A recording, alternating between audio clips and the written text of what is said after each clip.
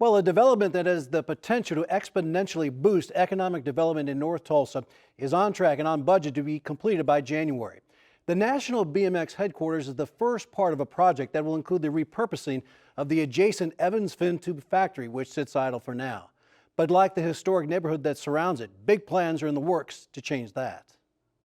Right here is the plaza, so really proud of the artwork that represent the chimneys that were left standing after the race massacre in Greenwood. As you walk around, you'll see the profile of the BMX jumps on the side. So that's actually, kind of bridging the gap with opportunity. Shane Fernandez is the president and chairman of USA BMX, an organization that includes 70,000 members and oversees 370 racing facilities in 49 states. None bigger or nicer than the one nearing completion behind him. You're looking at, probably 10,000 people showing up here. And we have racers that are 2 years old. We have some racers that are in their 70s. And most of our racers bring a spectator ratio of 3.2. So families are coming. And a lot of times our families are multi-general racers, right? So it's going to be a sea of people. There will be seating for 2,000 spectators in the outdoor free-span arena, which is a football field wide and almost 2 football fields long. An adjacent 25,000 square foot indoor space will include administrative offices, a gym, concessions, a gift shop, and the National BMX Hall of Fame.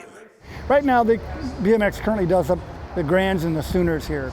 With this facility, we're working with them on a master services agreement that they're going to bring 5 international and national events here, and those will generate somewhere between $15 and $30 million of economic impact on top of what they already do. So when you think about that, that's probably 15,000 new hotel rooms off of this building annually. And when you think about this is a 30-year partnership in the future, times that number, it's hundreds of millions of dollars in economic impact. The $23 million facility is being paid for with $15 million in Vision 2025 money, $6.5 million in city funds, and $1.5 million from the Hardesty Family Foundation, which will have naming rights to the arena. A grand opening is set for January, but that is only the first step in realizing the full potential of this 23-acre site just northeast of downtown Tulsa. When I got here 11 years ago, it was being used as a dump site for the remodel of 244. It was full of concrete and old road structures, and it was just a dumping site for those state projects. And now it's turning into an economic engine for the Greenwood district again. And this massive structure, coupled with the BMX headquarters, is the key.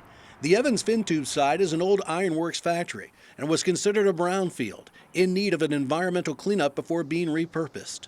The Environmental Protection Agency actually has a program for brownfields that helps cities reinvent some of these spaces that could otherwise just kind of be a scar, on the city's landscape. We had some work done over here through an EPA grant. We were able to clean it up and take care of all the concerns. And now we basically do have a green field. We're able to do it unrestricted on what we want to do around here. What they want to do will be determined by 4 companies that are currently formulating proposals for a mixed-use development. And they best think big. A project this size could cost $25 million, maybe $50 million, depending on the plans.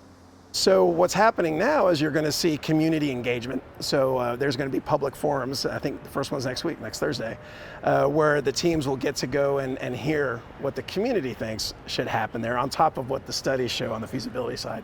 The proposal should be submitted early in the new year, with a winner to be announced sometime after that. If you look back at the ballpark when it was built, and then today, if you look at what's happening here in 10 years forward, I think you're going to be amazed about the development that's going to happen around the old Fintube site. I think the Fintube could be a mixed use with some offices, maybe some cool experience things in there as well that kind of tie into this, the BMX opportunity. Now, in addition to the massive reimagining of the Fintube site, there's one other project they'd like to see completed. If you look behind me, you're going to see those railroad cars, and beyond that, the OSU Tulsa campus. If you get rid of those railroad cars, you could connect this site with the campus and Greenwood beyond.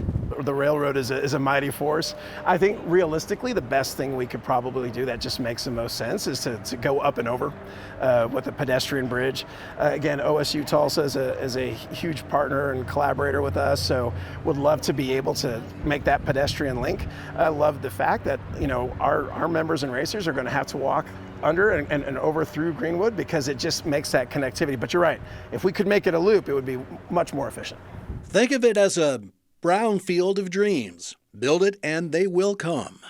I think you'll see more opportunity in some future sports development, some retail development, maybe even a hotel up here that 10 years ago nobody would have ever thought was possible. And it's just like it's the trigger, it's the momentum kind of starting. When you think about 30 or 40,000 people up here a year, it just is going to trigger a lot of other opportunity for development. We're about 70% through. We're on track, both on budget and on schedules, with us kind of being the anchor with the amount of people that we're going to have and the amount of pedestrian traffic I think we can generate into Greenwood through here and through this development. It's going to be a great add to the downtown.